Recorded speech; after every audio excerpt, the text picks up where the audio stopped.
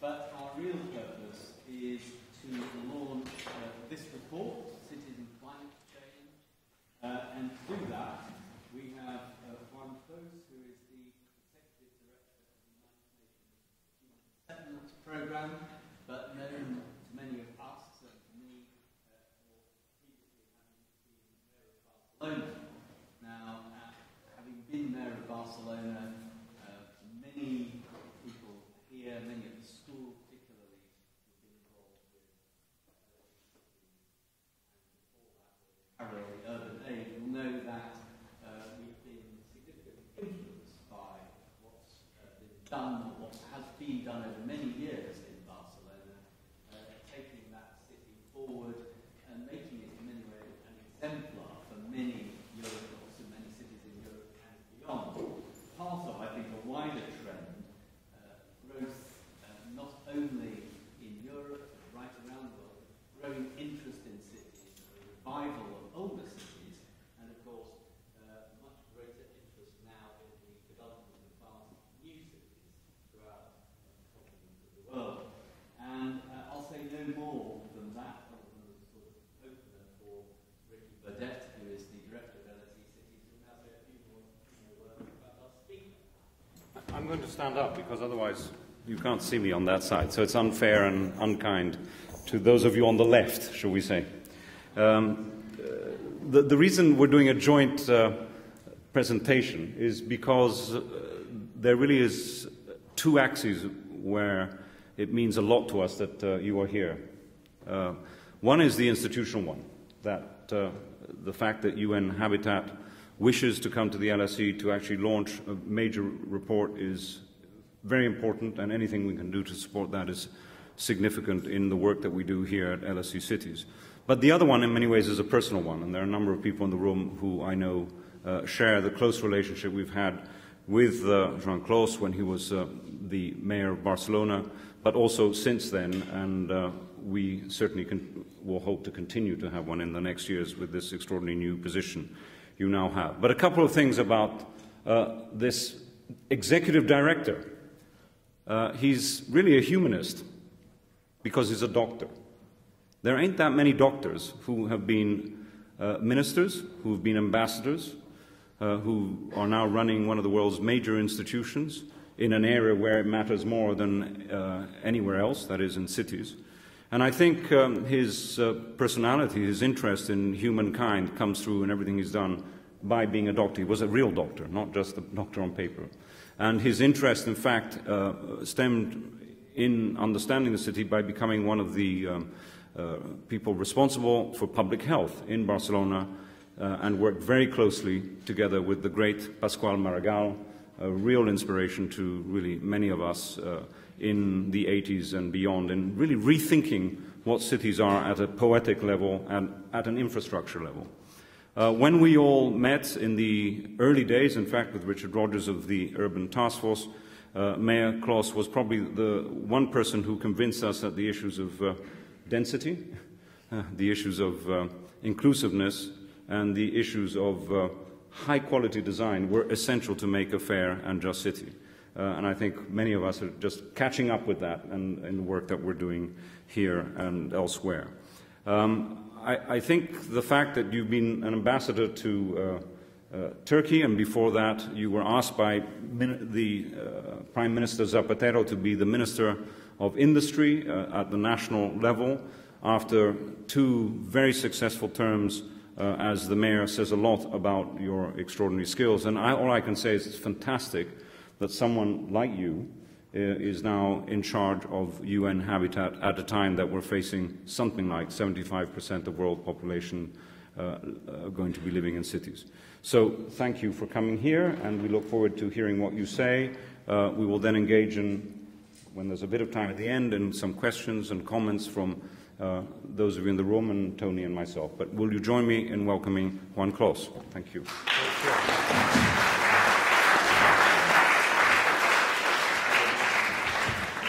Well, thank you very much, Tony and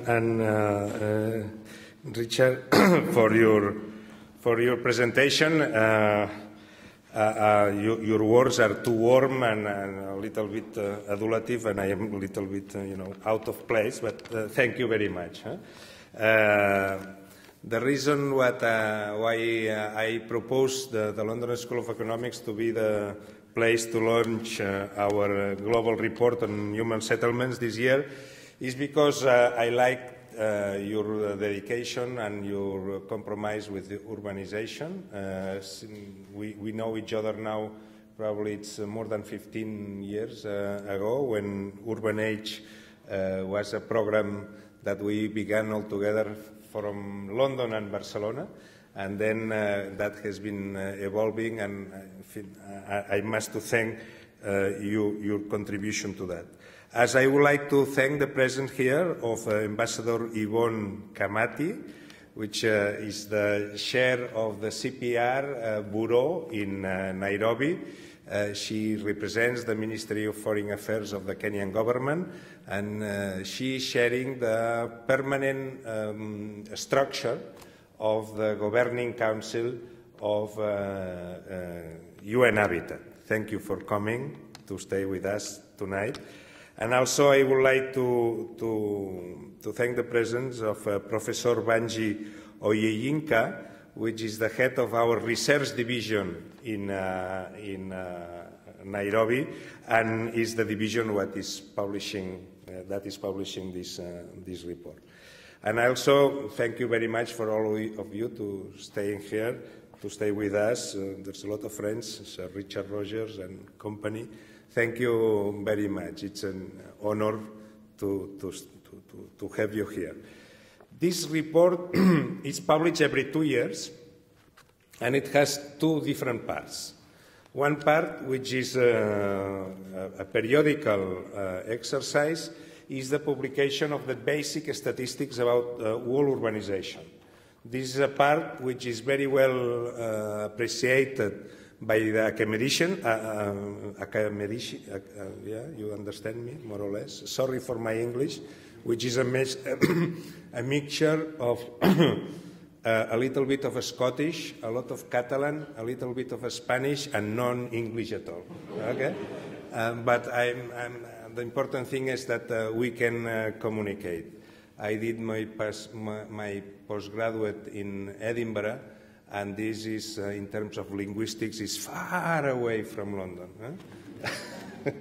Then this part of the report is this basic statistical material, which is periodical and is very well appreciated by people from the academia. And then every 2 years we produce a specific issue, which is a kind of monothematic question, and this year it has been climate change and urbanization.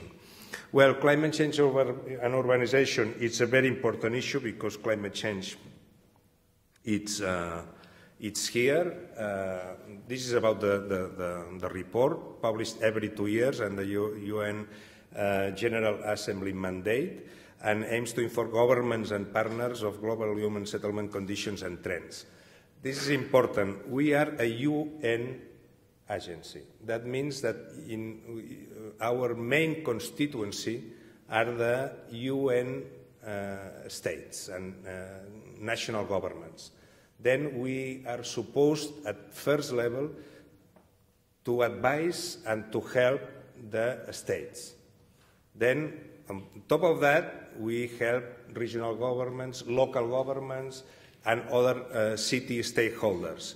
But we are supposed, because this is our constituency, we are supposed to address our main efforts to help the governments to improve their urban policies.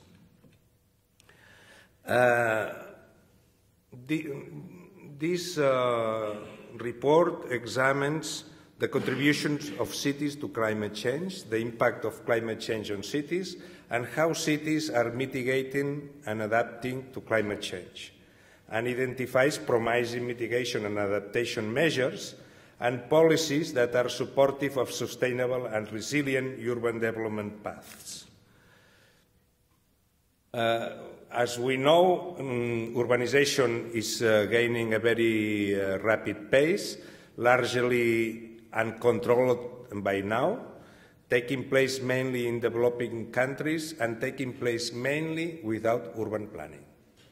If one should take a basic fact of what is happening in urbanization now in the world, is that the most part of it, it's an informal urbanization. It's urbanization without urban planning.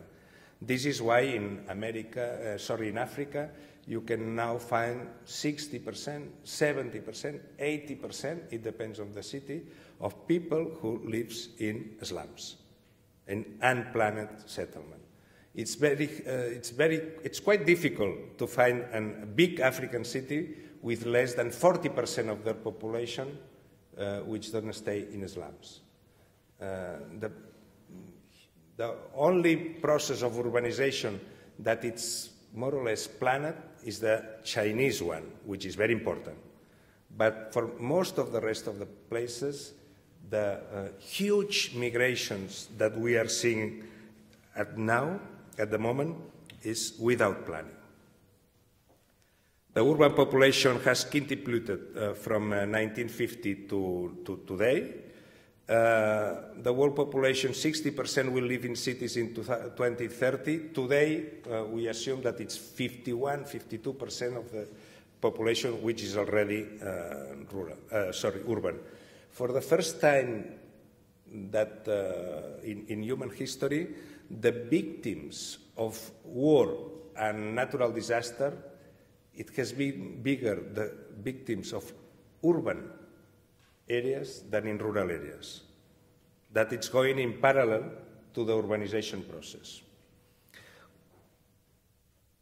Most of the urban growth now it's taking place in developing countries. In fact, in the developed world, there's a tendency of diminishing a little bit the urban population. With wealth, people is moving to the surroundings of the city. And there's no much big increase of urban population in the developed world. As opposed, in the developing world, where you have big, India, for example, that has only 30 or 35% of the population in cities, or Kenya, or Ethiopia, that only has 20% of the population in cities. That means that the scope of growth is very big. And we are going to see this evolution probably in the next years. The new urban dwellers is around 77 to 70 million a year. That means that every year we create 7 cities, new cities of 10 million people from scratch. And now the additional news is that most of the growth is taking place in, not in the biggest city, but in intermediate-sized cities. Probably this is good news, probably. We are not sure about that, because in the sense that those cities are less prepared in terms of urban planning than the bigger ones, that means that still this factor, which could be a positive factor, in fact, in reality, in everyday life, it's again an additional problem, because intermediate cities, that goes from 100,000 to 1.5 million, are the size of cities in the world that are intaking more population, but they are the ones who lack more planning. Earth climate is warming, increasing the incidence of various risks and hazards. Even if somebody denies this fact, it seems it's proved and it's accepted by academia as a proven fact, and there's no much arguing about that. The global average temperature increased by 0.74 centigrade degrees from 1906 to 2005. Exponential growth in the concentration of CO2 and other greenhouse during the industrial area, and 11 of the 12 years from 19 to 2006 ranked among the 12 warmest years in the record of global surface temperature since 1850. I think that this last evidence, it's quite clear. 11 out of the 12 last years have been on the highest ranking of temperature since 1850. It's quite clear. There's no more need to talk about that. What about the cities? What are the cities? It's complex because for climate change is a risk, but also is an opportunity. We better look at things trying to find out some positive aspects, like the Chinese, which always look at a crisis, trying always to find what is the opportunity behind a crisis. The risk is the concentration of population, industries and infrastructure all together in the city. 13% of the world's urban population live in low elevation coastal zones. This is another fact.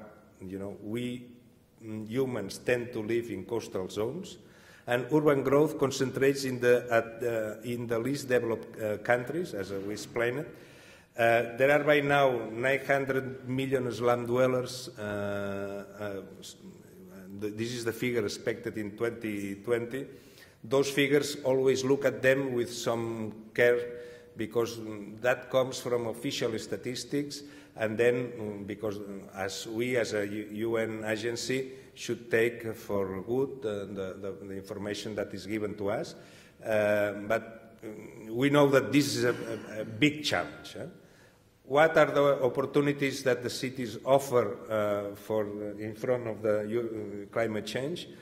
Cities, we know, are centers of innovation. There's a lot of mitigation opportunities in transportation, in land use, in patterns of production and consumption, and cities offer economies of scale and proximity and concentration of population and enterprises, and also the rapid growth in smaller rural centers offer opportunities for intervention in a more practical way. The contribution of urban areas to greenhouse emission is significant, but there is a huge controversy regarding how to measure city emissions. In fact, there's not agreed methodology worldwide in order to measure urban emissions.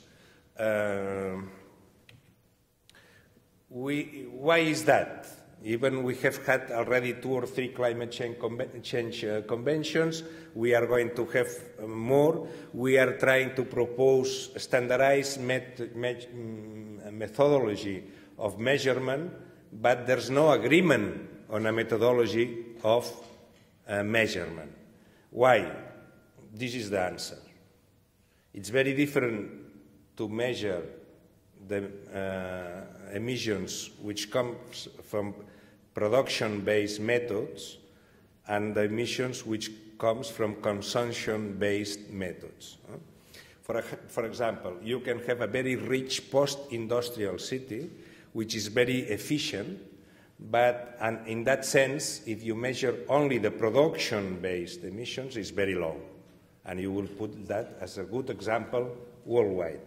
But that city, at the same time, in the sense that it's very rich, consumes a lot of goods which are produced in other parts of the world, and in that place where the goods are produced, the emissions can be very high. Okay?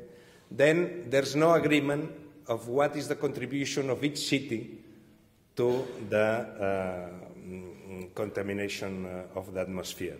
But anyway, even taking that in account, the contribution goes of the cities by either adding up or taking into account the 2 methods.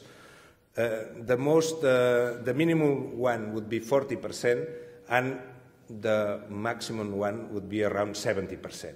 This is the range of contribution of the city of climate change. The main source of urban emission is consumption of fossil fuels, basically in two aspects. One is transportation and the other is buildings.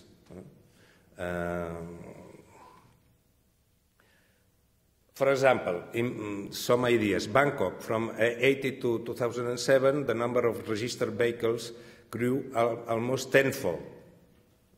Or New York, buildings generate 77% of the city's emissions, because in New York, for the climate of New York, they have heating in winter and cooling in summer. And cooling and heating has become the biggest source of energy consumption in buildings in the developed part of the world. Or Sao Paulo, where a lot of emissions is produced by transportation. Urban areas in developing countries generally have lower emissions per capita than cities in developed countries. That's quite plain. No? Houston and Washington have carbon emissions that are 9 to 18 times higher than Sao Paulo, Delhi, or Calcutta. Yet cities such as Stockholm have lower levels of emissions than some South African cities. Interrelated factors determine energy use and emissions in urban areas. You can find interlinking of factors which produce the final emissions of greenhouse gases. Mainly also related, but when you have information about cities, if you don't look carefully, you never know if you are talking about production or consumption. And the difference can be huge. Factors shaping levels of urban emissions is quite obvious: geographical situation, demographics, urban density, urban economies, it's an industrial city or a non-industrial city, wealth and consumption patterns of urban residents.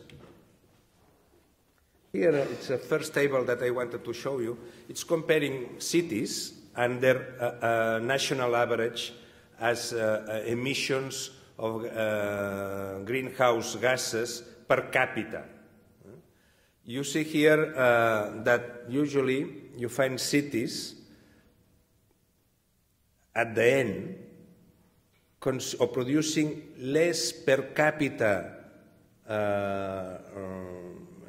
greenhouse gases than the national average. Why? Because in the cities you don't have the natural emission of agriculture and other factors. Okay? If you look at the States, United States, you have 23.9 tons per capita, and Washington 19, etc. Glasgow or London, for example, if you have London, which is 6.2 in relation to 11. The only exception to that, there are some cities which concentrate a lot of the industry of the nation. And this is the case of Shanghai or Beijing. In Shanghai or Beijing, in China then, the situation is the inverse. Still, industrialization is totally related to urbanization, and at that phase of industrialization, you see bigger production of emission than the exception to all these rules is Sao Paulo, which, but again, these city greenhouse gases, those figures, city figures, are production figures, not consumption figures. Then be careful always about the comparisons. Well, the urban impact of climate change, it's huge. Climate change will severely disrupt the physical, economical, social and political stabilities of cities. This is said very rapidly, but it has very profound and long-lasting consequences. The risk, rising sea level is one of the main risks due to the fact that a lot of population is living nearby the sea.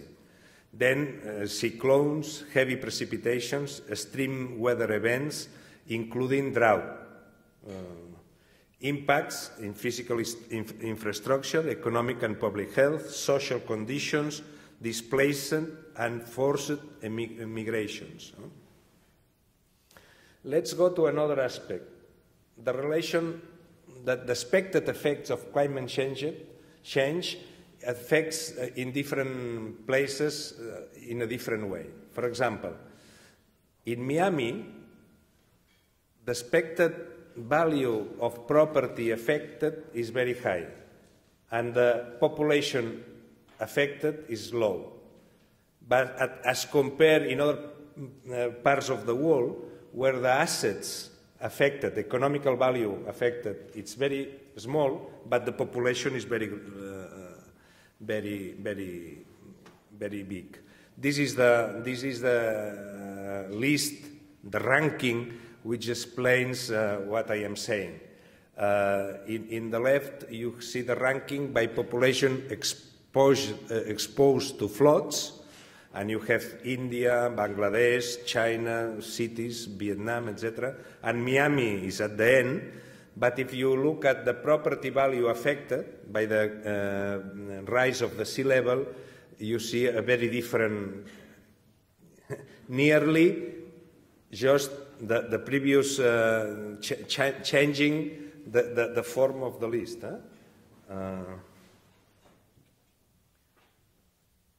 The vulnerability of cities to the impacts of climate change is shaped by urban patterns, of course, urban governance and planning, capacity of advancing the future, economic development and social conditions, and physical exposure. Climate change does not affect everybody in the same way. Poverty, it's the main divide in climate change. The poor people is the most affected for the changes produced by climate change. For example, in the Hurricane Katrina, residents without car and resources to evacuate were left behind. And we have that in India floodings also. The majority of the victims were from the untouchable caste, as a proof of what it's quite clear, that in case of a disaster, the ones which are going to suffer usually are the poorest ones. Let's go a little bit now. One of the topics that we are touching in this exercise, which is about mitigation. You know that the definition of mitigation is all the policies that are addressed to reduce greenhouse emissions. Mitigation, we use this nice word to say all the policies what reduces gas emissions.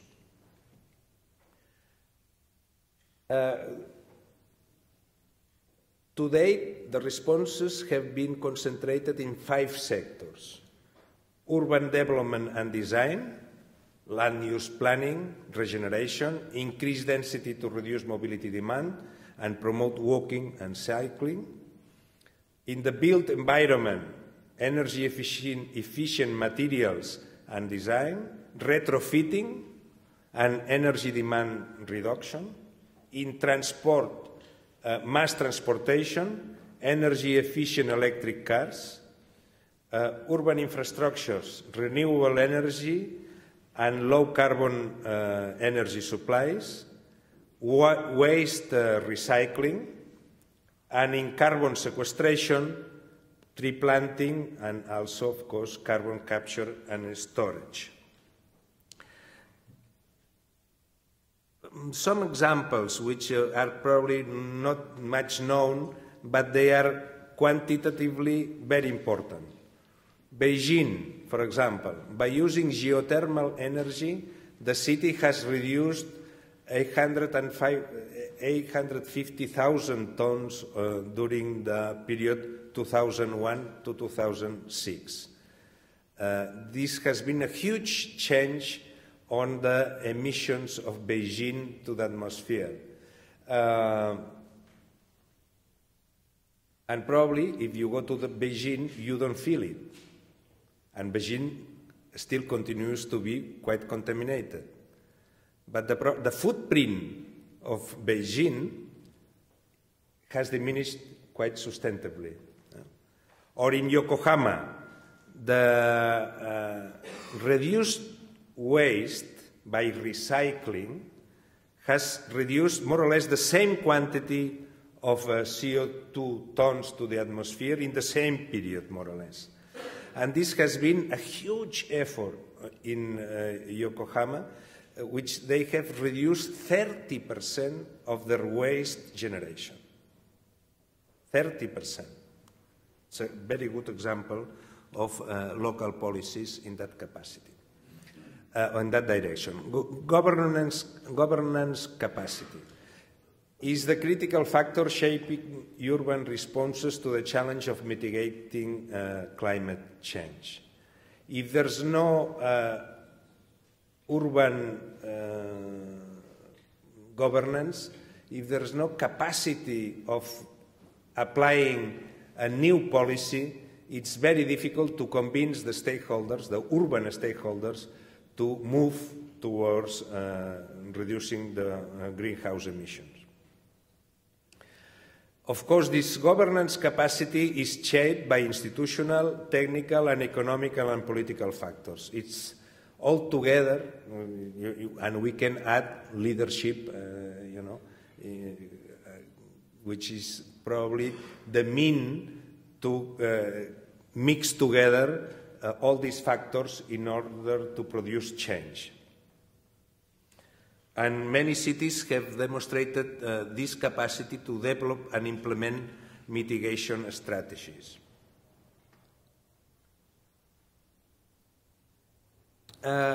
Municipal modes of governance. Usually you see, and we have explored that in different continents, that as much self-governance or autonomy the local government have, they have more chances to be efficient in producing change. There's another factor, the capacity of provision and delivery of particular services and resources. That's again about financial resources, but also about leadership. The capacity to regulate themselves, to generate. There are countries where local authorities, they are not able to do any kind of regulation. When there's some regulation capacity, it's easier to advance. And of course, the enabling capacities in order to facilitate and coordinate action, which is again about leadership and direction. This is about mitigation. This is about the reduction of emissions. Now we move to adaptation, which is another issue which is very important, which is how cities diminish the risk nowadays that they already have in front of natural problems generated by climate change. We are seeing a common factor in developing world, which is very relevant. When there's no city capacity or national capacity, most of the adaptation responses are undertaken by household, communities, and local governments. When there's no national capacity, at the end, the ones who react and do something, or can do something in case of catastrophe, it's household people and local communities. Most developed country governments have undertaken advanced impact assessments.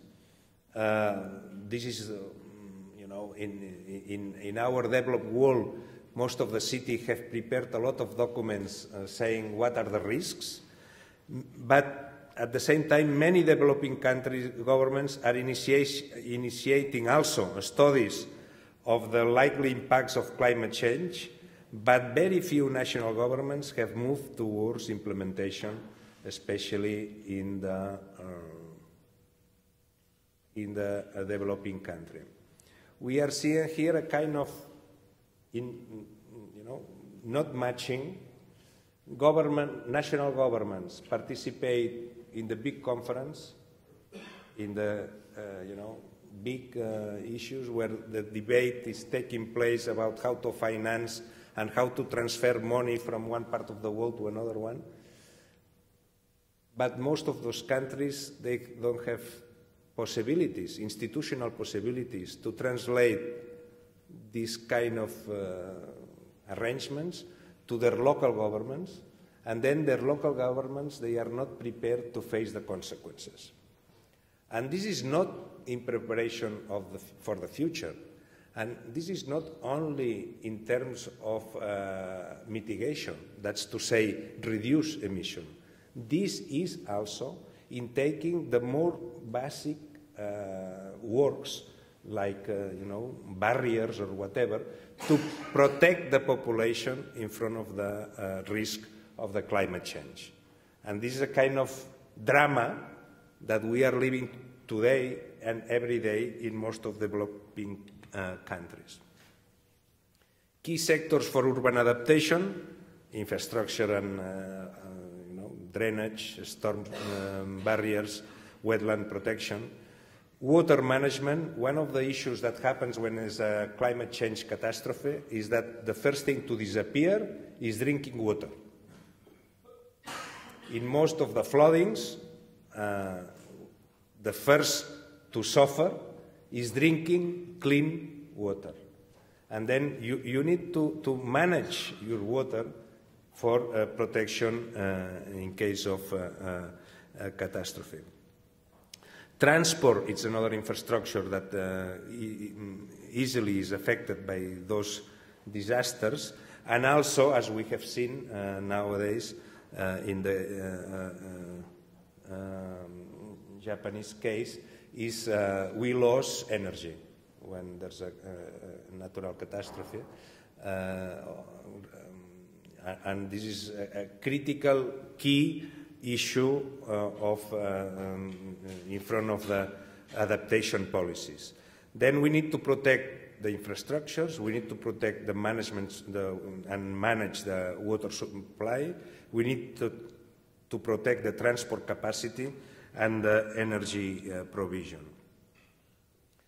The situation in the developing countries is that they, of course, suffer a huge adaptation deficit. They don't have the resources or the capacity to have protection, but at the same time, it's where there is more people living in risky zones.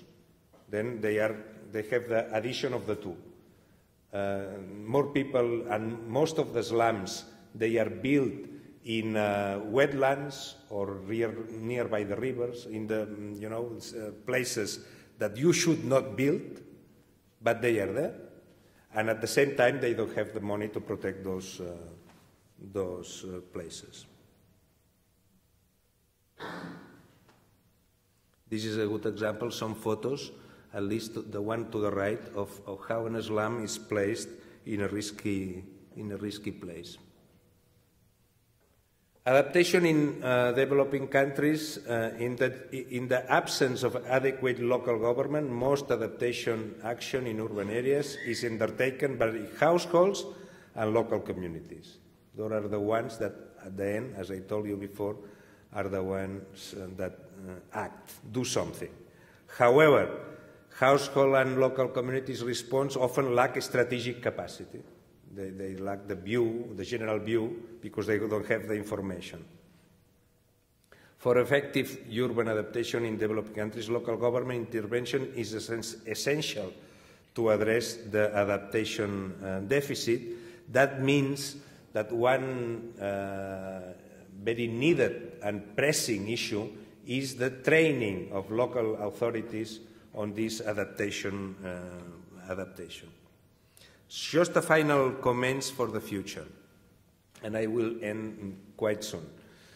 I will divide these proposals at international policies, national policies, local policies.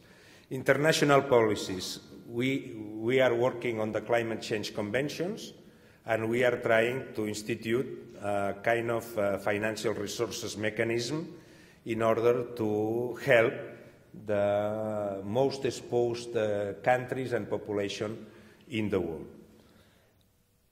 The information, it's another international asset that we need to care in climate change.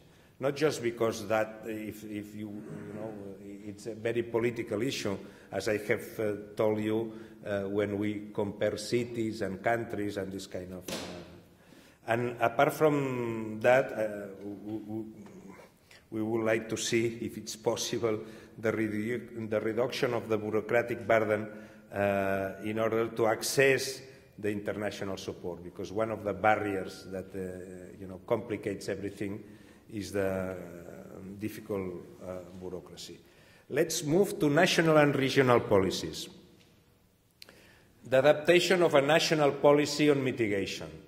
I think this is, it would be very interesting that if every one of the nearly 200 nations in the world, there are still only 200 nations in the world, if they would take every and each of one as a commitment to develop a national strategy for mitigation, that would be very important in order to move all the wheels around in order to work on that direction. What we are saying also to them, coordinate, please, and streamlining between different ministries, different actors in the city. You know, it's quite usual that in a government in a developing country, you have the Ministry of Roads, the Ministry of Local Government, the Ministry of Water, the Ministry of whatever, the development, the ministry, etc.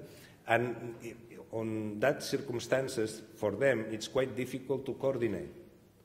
If you add to that different levels of organization with the same complexity of structures, you know, you finally end up in a big table with 200 people, trying to just talk about very practical things. Where are we putting this barrier? Because now it's coming the water. This coordination and streamlining, it's also very important.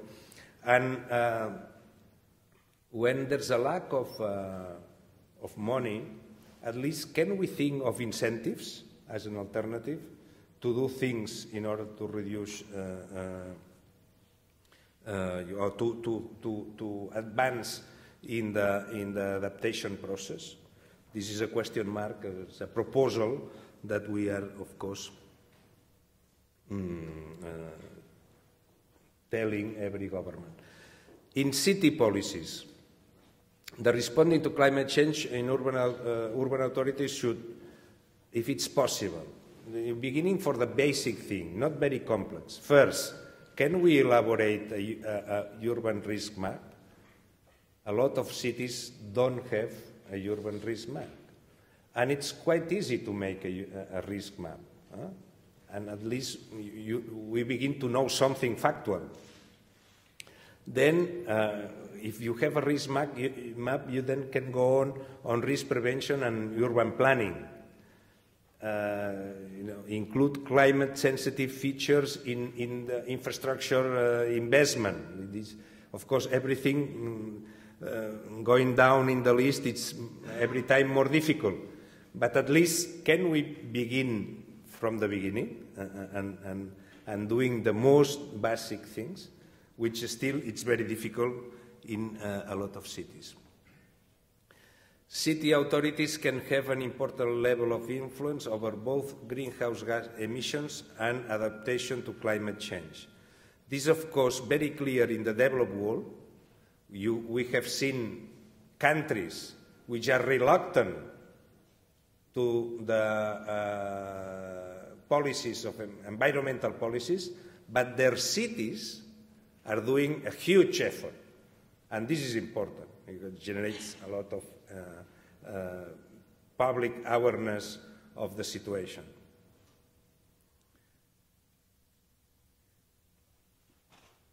The other thing is that there are a lot of countries which are not decentralized, where their local authorities, they don't have not just financial, but even not regulation capacity. And then local authorities are a weak instrument of governance.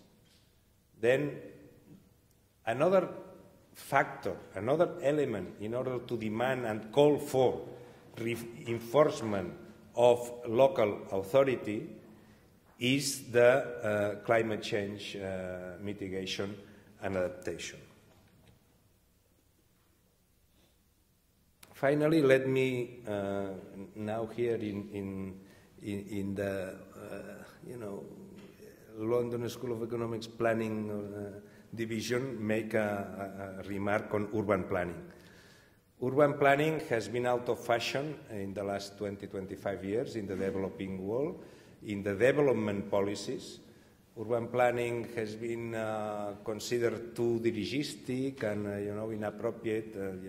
Most of the belief in the factors of development for the developing world have been the free market, liberalization in general, in order to awaken the dormant forces of the economy and the society.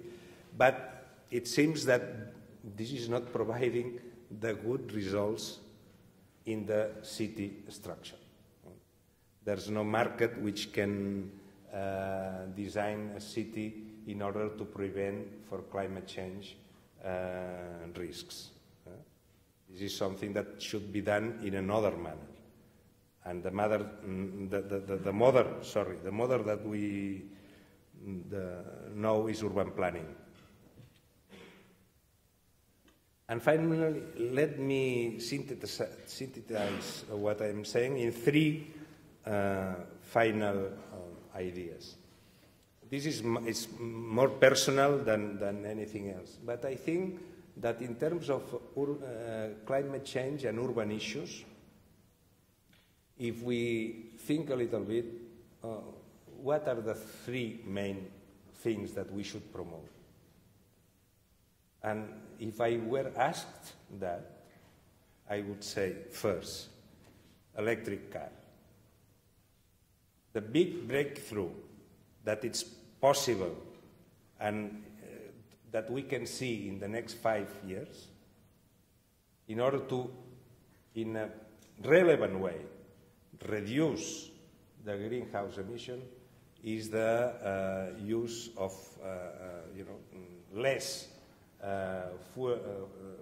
fossil fuels and to move the huge motorization of our world in the possible pace, I don't know what this pace is, to the electric car. What should the UN Agency of Cities say on relations to cities and climate change? Please, let's all together make an effort and move to the electric car. Second, we should increase density again and again and again. Density, a city is a dense place. What is not dense is not a city, it's another thing. But a city, it's a dense place. And why to increase density for emission of greenhouse gases?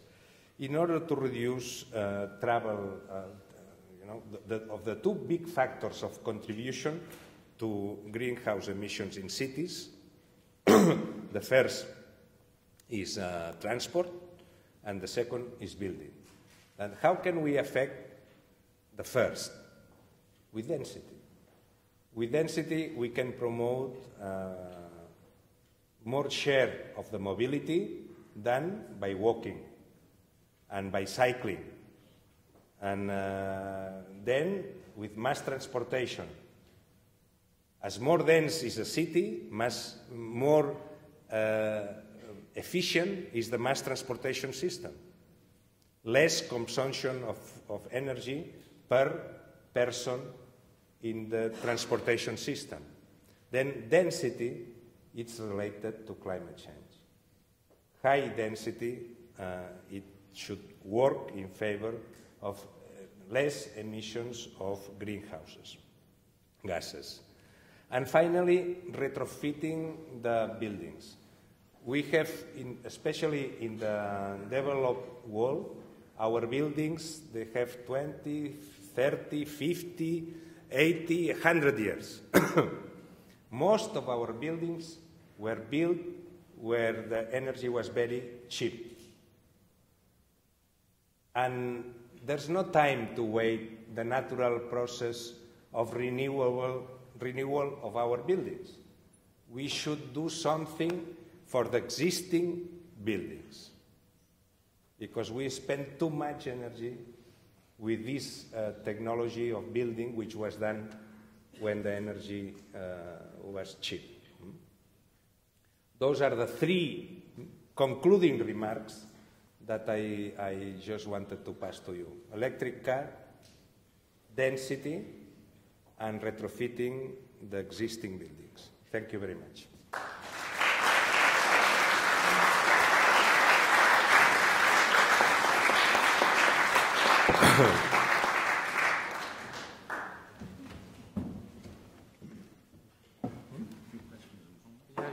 Okay, I'll start if I may. Thank you very much indeed, Juan, for an excellent talk introducing us to what's in the report, but also opening up some of the wider issues that are begged by any report of this kind. And perhaps the first thing, if I can just from this position ask, I mean, you were the mayor of one of the great cities, have worked at the central government, federal government level in Spain, and now in an international institution focused on a particular aspect of the urban world. And you've given a very powerful message this evening that metropolitan self-government is a big step in the direction of delivering the kind of improvements that you are referring to. And yet, many of the national governments are often unwilling to transfer power, and particularly the resources that would allow the things you're talking about to be delivered. So, and given that, you know, they're your member states at the UN, how do you get them to, as it were, convince themselves they need to let go a bit? Well, yes, this is what we try to do with this kind of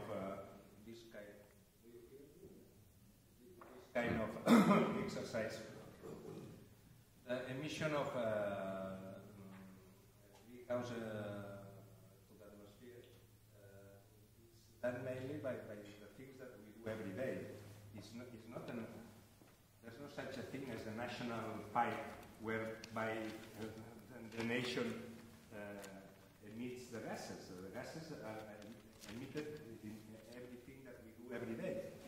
This is why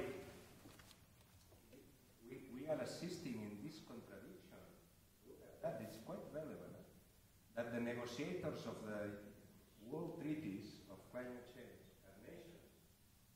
But then the emissions are not produced by the nations, are produced by every one of us in our normal life.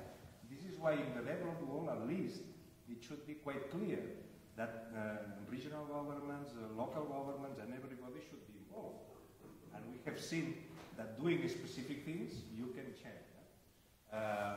And this is conflictual. When I was mayor of Barcelona, it would be very, very unkind for the central government to criticize me if they don't like the engines of my buses. But let's imagine that they add more additional resources to my budget to change the engines of the buses. There are ways to do so. But of course, this is all that, it's totally political, because it involves different levels of administration and sometimes conflicting powers. And this is why is needed a kind of general understanding. First, that the problem is here. How can be still a quite important community of people of deniers, which they deny the climate change? This is the best protection against that is to deny it. If you deny it, there's nothing that you should do. Come on, this is a pressing issue. And we are 12 last years count in the hottest years since 18. That's not way to deny that. This is by chance. The possibility that this fact is by chance is 0.007. Then, yes, I agree with you. I think that both in developing countries and in developed countries, it should be quite a strong involvement of local governments, because most of the emission of greenhouses is produced by human activities, and most of the greenhouse emissions is produced in the city. Okay? And if we add consumption of the city, it's 70%. That's obvious to my point of view. Why is so difficult? Because we are changing a paradigm of our civilization. We have had an industrial revolution based on low price energy. We have been living in the last 150 years in an explosion of wealth with a very cheap energy. The only problem of this energy is that it's greenhouse emitting. Yeah. That is a fact of life. We cannot deny it. But now to change our minds and our political will and our struggle of power between one and the other, it requires a lot of... Okay, yeah, I'm going to say, Ricky, go on, say something. I was going to ask you a question, then I'm going to open it up to some questions from the floor, but say something. I mean, thinking of the work you were doing in Istanbul as an ambassador, but working also very much at the European level. Thinking of the work also done at the national level in Spain. And particularly, you've only been at UN Habitat since last few months.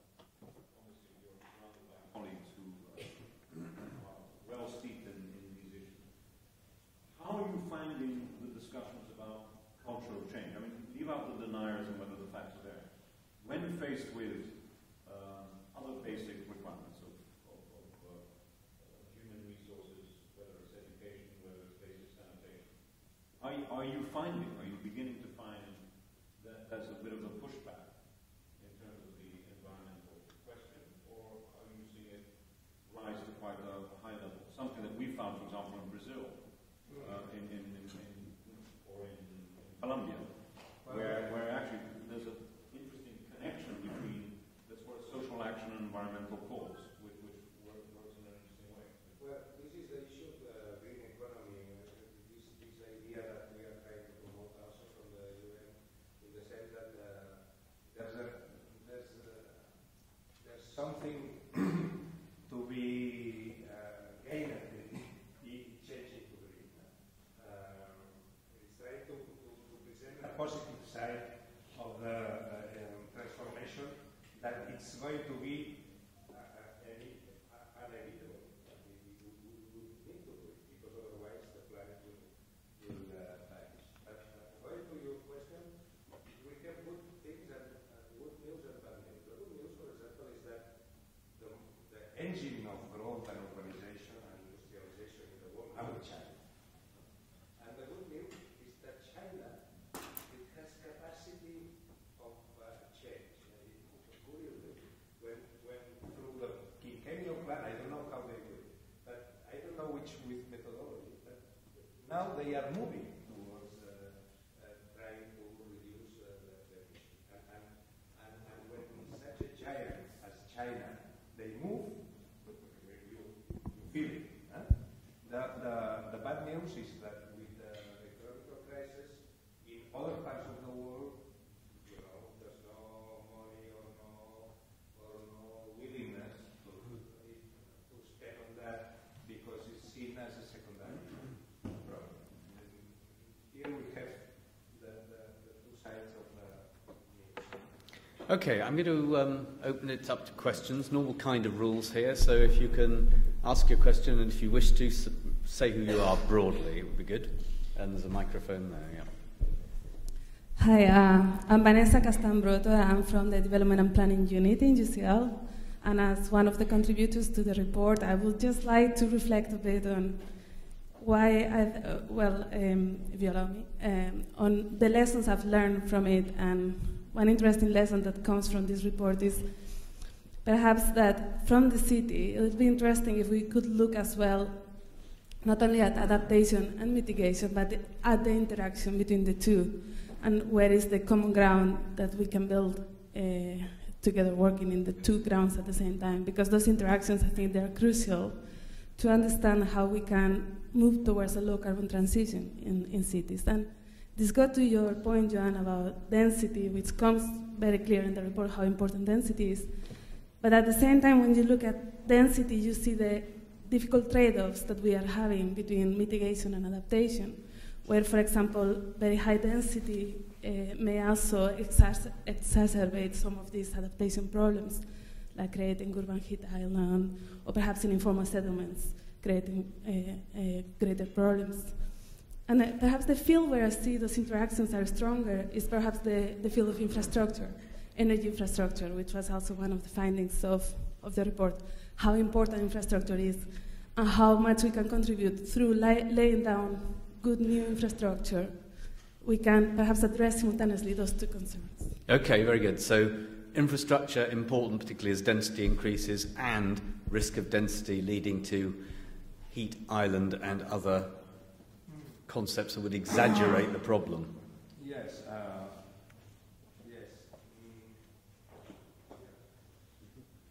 But the problem that we are facing is that in some of the developing countries they don't have money for infrastructure, and this is something that infrastructure, the lack of the infrastructure in the development community, the Emission, the World Bank, etc., was the flag of the 80s. Then the idea was, let's do infrastructure.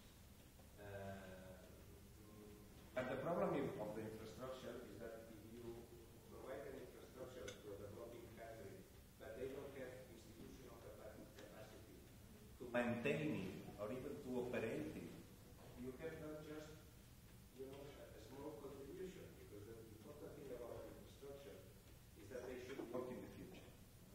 And this is a very difficult problem that we are facing in developed countries.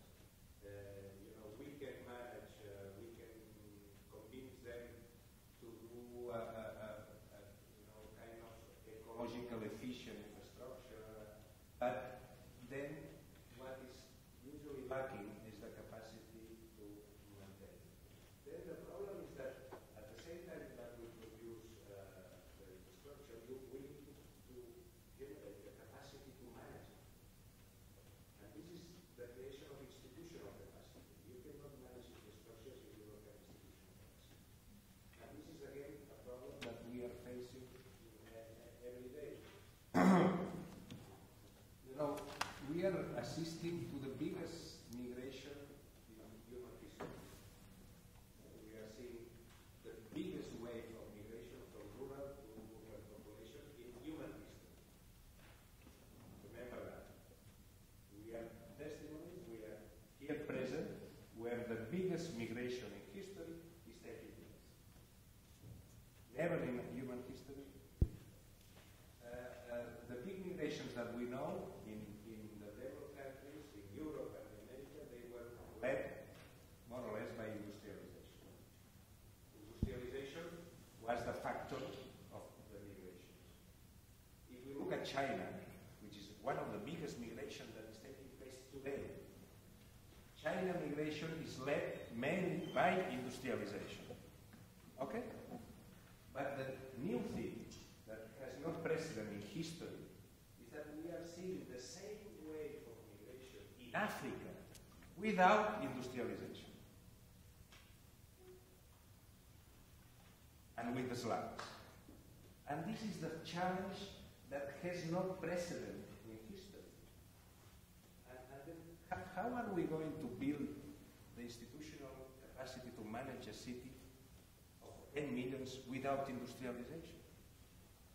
What are going to do 10 million of people together in a place without industrialization? Anybody got an answer to that? Now is the time to come forward with it and join the UN's team, I should imagine. No, seriously. Anybody? Another question? Yes, two here. Okay, we'll take the two together. We'll do one. Thank you. My name is Paul van Dam. I study at University College London, Bartlett School of Planning. I believe you didn't answer the second question about whether urban density actually works, increasing it for developing countries.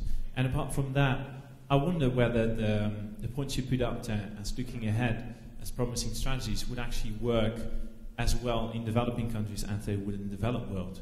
Because I feel that, for instance, electric vehicle, sure, in societies where you already have a large amount of motorized transport, it would be worth it to encourage actually transforming it to a more energy efficient form of transport. But in societies where this is not yet the case, shouldn't you be looking for other strategies like increasing, for instance, public transport? And that goes as well, I think, for the third point. So how do you think that these sort of lists fit into the developing world, where you think the biggest challenge is, as you pointed out at the beginning? Thank you. Okay, take the next one. Let's take two together. Yeah, Andrea Colantonio from LSE Cities. I really like the presentation, but I think there is a big element missing, which is the current crisis, the current global crisis. So I was wondering whether you've done a study on the impact of the current crisis or on the policies you've been talking about, and also if you're working on innovative instruments that can allow local governments and national governments to overcome the resource constraint which is linked to the crisis. You mean the financial, you mean the global rolling... The global, yes. I was wondering whether this has diverted attention from, these pressing issues and governments are working more on, the creation of jobs and unemployment and all that. Okay. Okay, there are two questions. That's a very, I like the very much the two questions because those are essential questions. It's an alternative to the city. And then your first question is, why are we always trying to live in cities? Why don't we organize our society in a rural setting? Is that your dream? No? No, then I didn't understood you then. Now, building on to that question, and maybe, sorry for putting in, that actually a lot of reports show that increased urban density is not always bringing CO2 emissions down in the developed world, where it would be the case. No, the density, who is saying that the increased density is not diminishing the you are saying so. No, the increased density is reducing the per capita emission of gases, sure. It depends on the context. Of course, But other things being equal, the chart did show in all but the Chinese, it was the Chinese cities, that that in Washington DC and New York, consumption was lower than in the US as a whole, and in Glasgow and London lower than the UK. I mean, that's the point. It's not just that. It's that the cities which are more dense consume less energy per capita. There's a correlation that's quite clear. Even in the capacity of buildings on the fluctuations of temperature, if you are packed, there's more inertia, it's more capacity adapting. And then the transportation issue. Transportation is the first emitter of gases. And if you are dense, you can use more efficient ways of transportation. If you compare the energy production per capita in a strong city to a vertical city, the emission per capita is lower it's lower in New York than in Phoenix. That has already been proved. This is why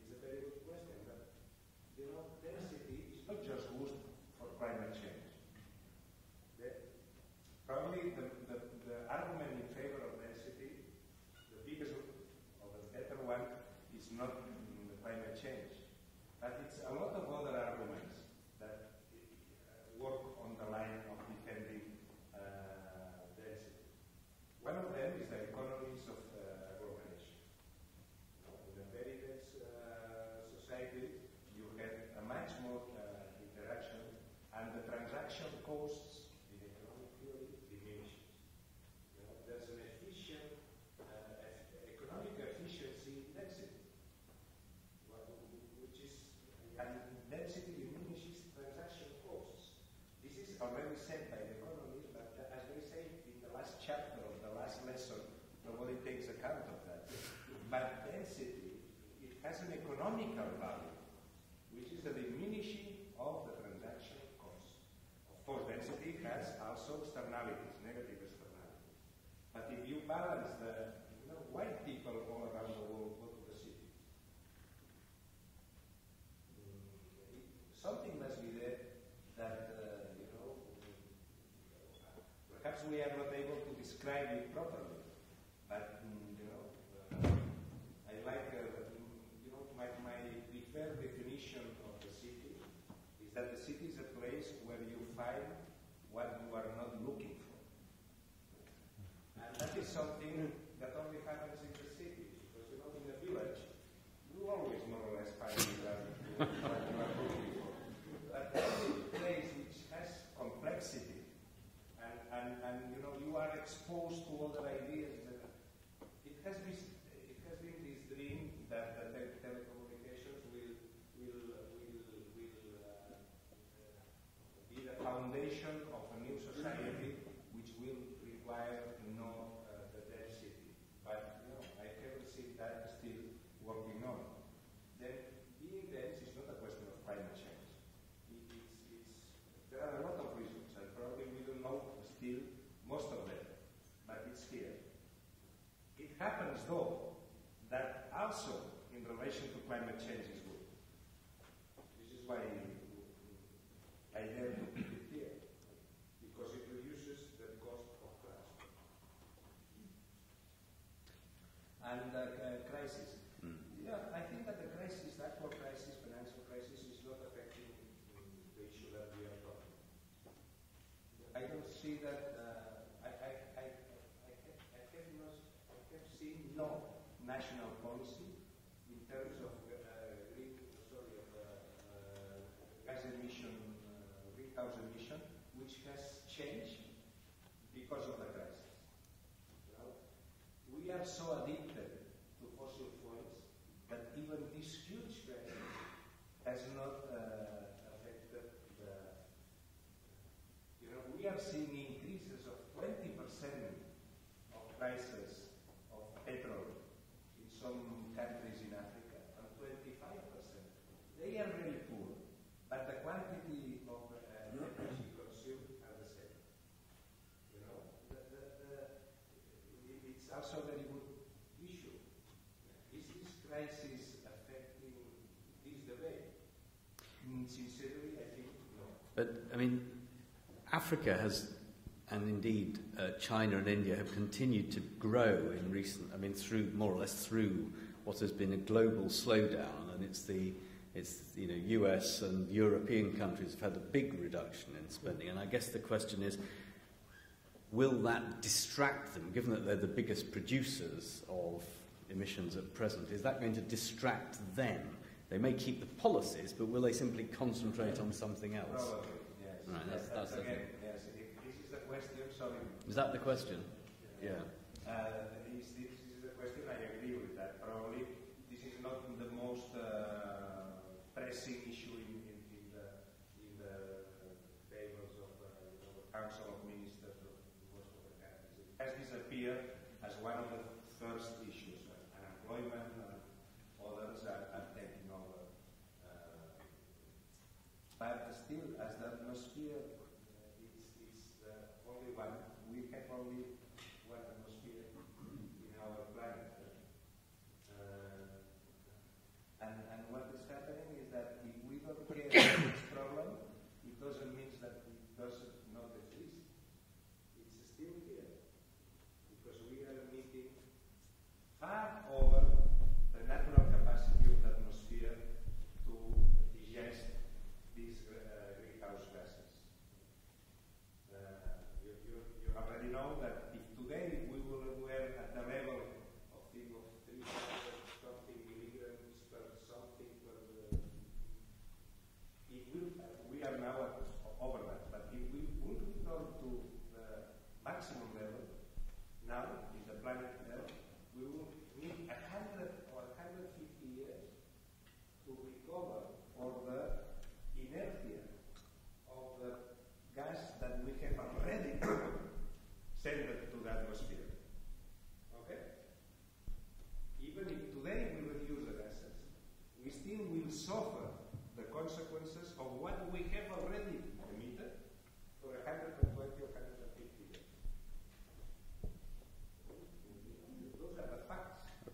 Right, I'll just, time is running out, so I've got 3 visible questions here. So 1 here, 1, 2 back, 1 here. Sorry about it, nobody's put a hand up over here. I'm not just, this is a very rich section of the audience for questions.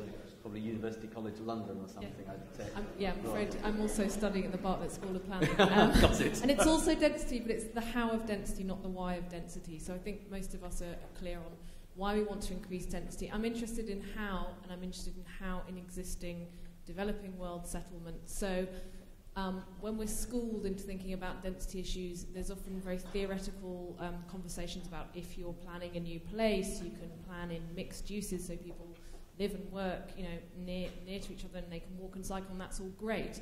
But I'm thinking about an existing urban area like London where you can make all these transport infrastructural improvements, and that's fantastic. But how do you actually increase density? Are you thinking about changing the uses of buildings that people, they become more mixed use? Are you thinking about increasing density in terms of the layout of that building? I know density doesn't just mean going up, but how? How do you do it in an existing developed world built for? A density question, then 2 behind.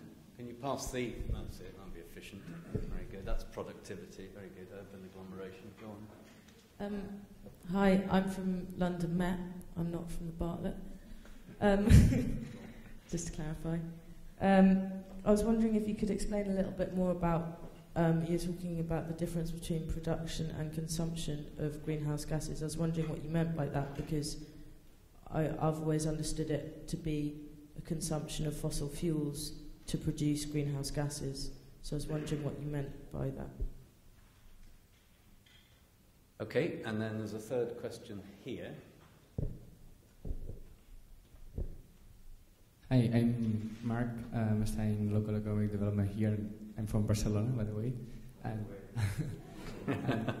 And one of your recommendations was about transferring power from the central government and devolving it to localities and regional governments. But we know that sometimes, especially in developing countries, there is a lack of institutional capacity in not capitals, in areas of the country that they have less capacity to do things because they lack of expertise and skills. So do you see a danger on letting them do the work, and if they have less skills and expertise than the national government? There is any risk here? Or lack of capacity? Right, you're on.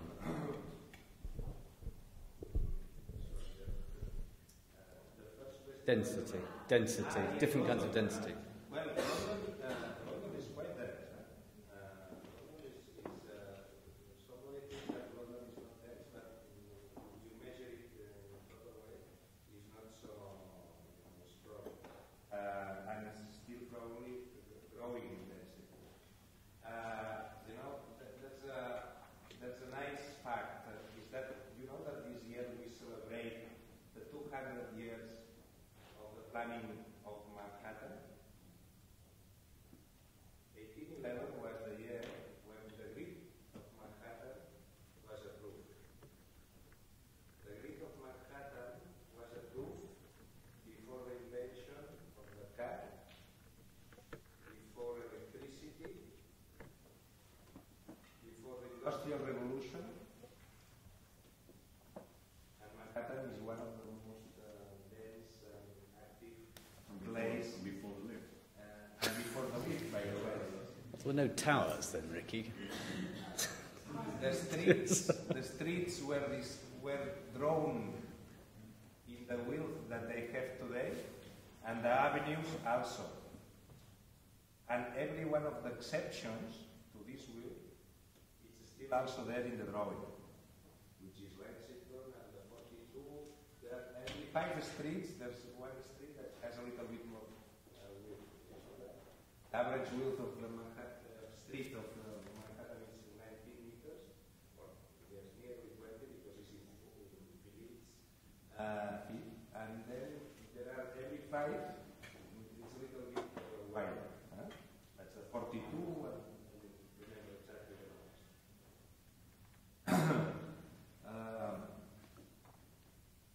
How Manhattan has coped with 200 years The adaptation variable has been the output density. If you look at Manhattan, and the first 100 years, there are drawings of Manhattan of 1880, where the average height of the buildings was 3-4 floors. And density is something that you can change easily with time through drawing vertical. Let's assume that somebody wants to increase.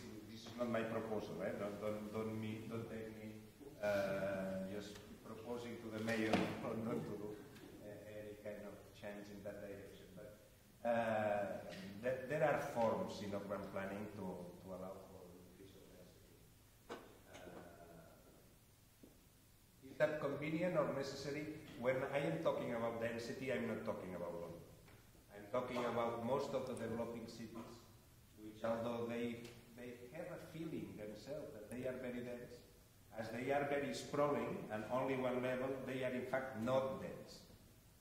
And as they are not dense, the problem is not the climate change. The problem is that they don't have the economies of agglomeration. They don't have capacity of having other urban value. One of the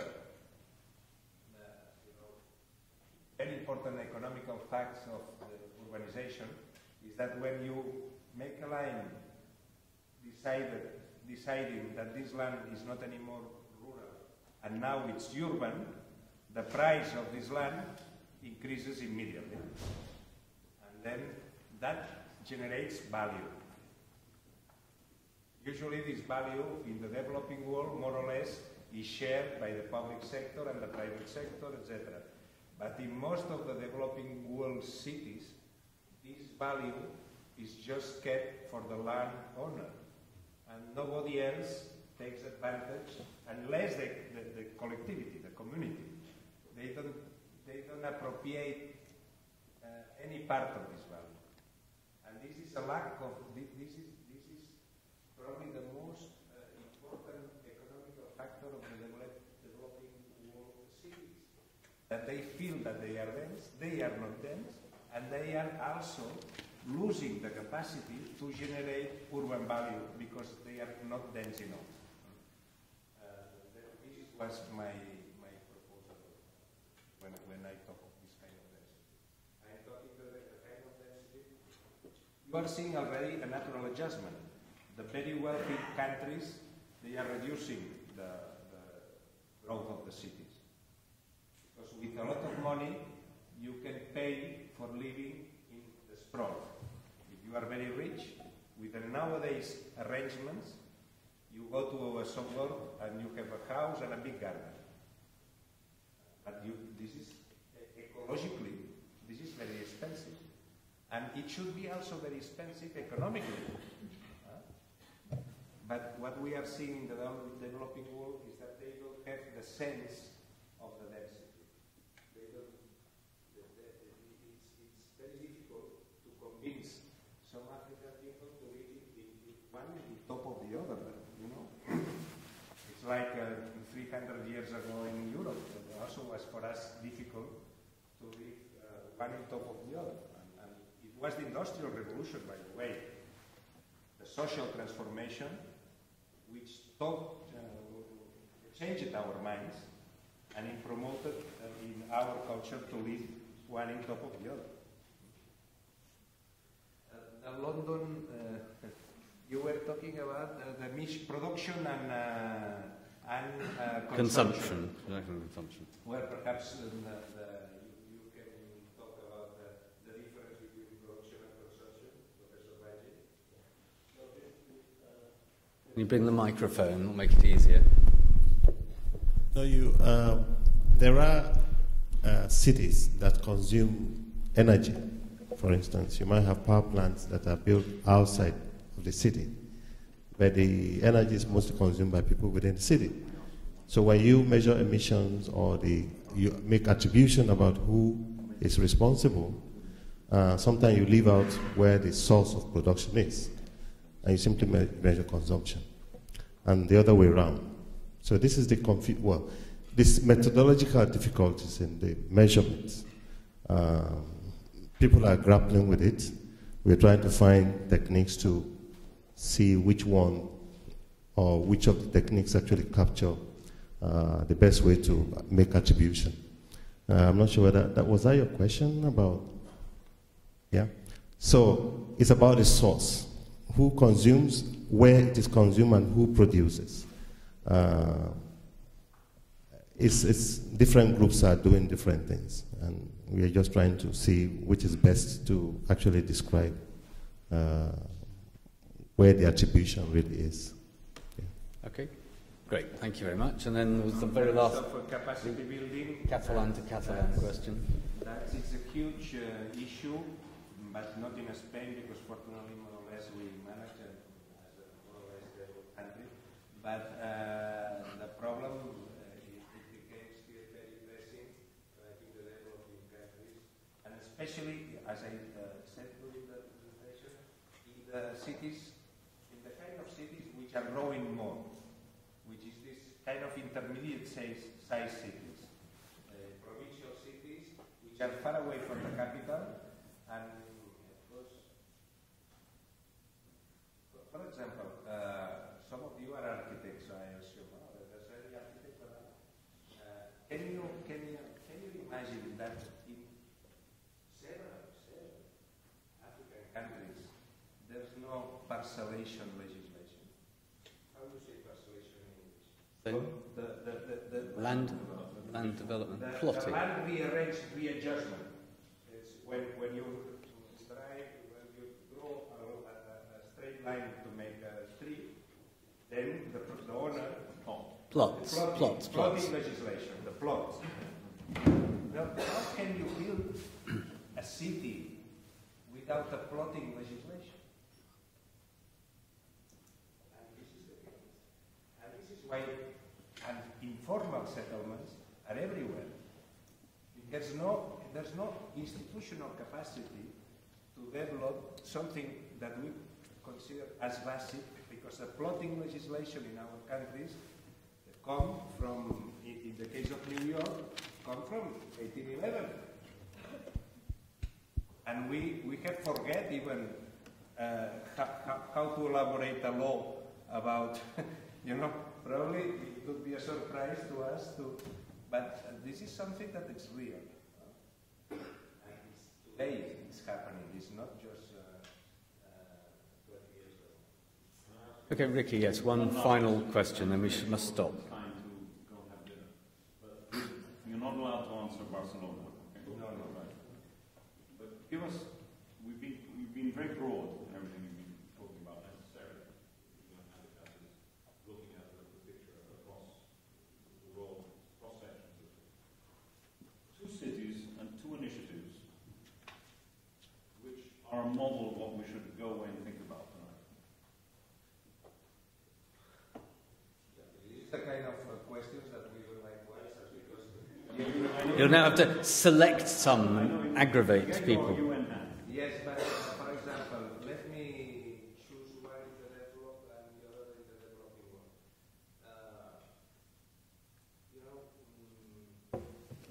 In the developed world, you always can say Vancouver or Denver. Those are 2 cities which have done a lot of things for climate change. But having mentioned them, I don't want to choose them. I will choose New York, because it's a difficult place to do things, not the easy place. And I think that the way that The new plan in particular. the way that New York is managing its mobility, for me, it's a very good exercise. All of us remember the New York, where the streets were full up of cars, and it was no way to move around New York. You remember that time? It's 30 years ago. It's not, But now, now they move, and they use, although it's a little bit that, they use the metro. I think that New York is, the traffic management of New York, it's something that it's worth the travel to see. Another exercise, in other Lagos. Lagos is a huge problem.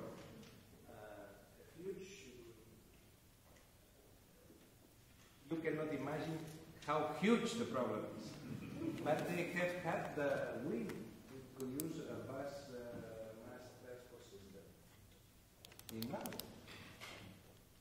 That requires a commitment which is worth the travel again to look at. Okay, thank you very much and for answering all those questions as well. I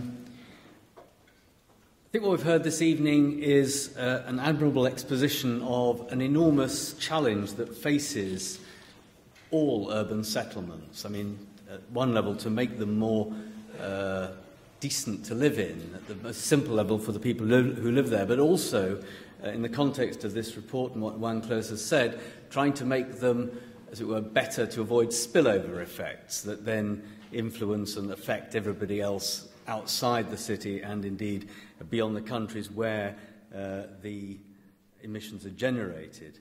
I mean, there's clearly a big governance problem here.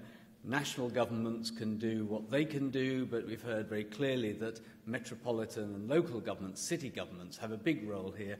Often, it must be said, as events like this evening suggest, with urban elites putting pressure on politicians. But then the big question it seems that raises is how far the wider population, who will in the end always influence what politicians do, can themselves realise what the issues are so that they too bring pressure to bear on politicians at all times to improve cities for the better. Improve them in terms of improved transport systems, particularly the question of putting in transport arrangements that will function not only when they are built, but when they'll still be capable of being maintained 100 or 200 years further on, when the city has to spend 100 times as much on maintaining them as it spent on building them to put them in. That's a problem that certainly cities like New York, London and Paris have faced in recent years. Very, very challenging. The complicated question of density. Whenever I heard urban density and urban form discussed, I'm always reminded of my favourite stylised statistic in this regard, which is that Haussmannian Paris, which is developed at, 6 stories predominantly, is even today at a density which, if it were replicated across the whole of Greater London, the 8 million size London, would actually have 35 million people living in it. Just think about that. So you could get 35 million people in London if they were settled at the density of Haussmannian Paris, which I think was an interesting way of seeing how far you can get without tall buildings. And then the issue we haven't really discussed tonight, and I was going to ask Ricky to perhaps talk to Juan about this, was design, the way in which architects and city planners respond to these challenges in order to make the city livable and desirable, and so that it can do some of the things we're discussing by implication, almost by stealth, by good government. Anyway, all I'd like to do, apart from thanking all of you for coming this evening, and particularly from UCL, where it's clearly not vacation yet, and London Met, and thank particularly Joan Clos and his colleagues from the United Nations who have come here tonight to launch this excellent report. So thank you very much.